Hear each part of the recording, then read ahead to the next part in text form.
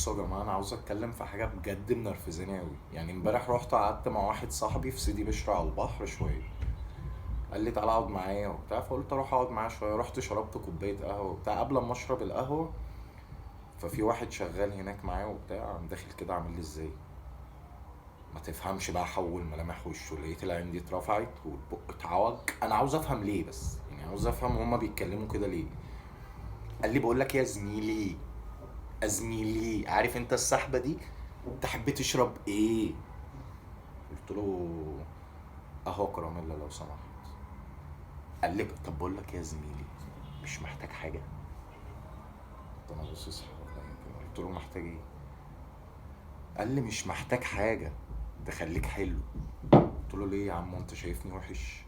قال لي لا يا زميلي، انا عاوز اعمل معاك الصح. عارفين انا والله العظيم ثلاثة، لما تشوف حد زي ده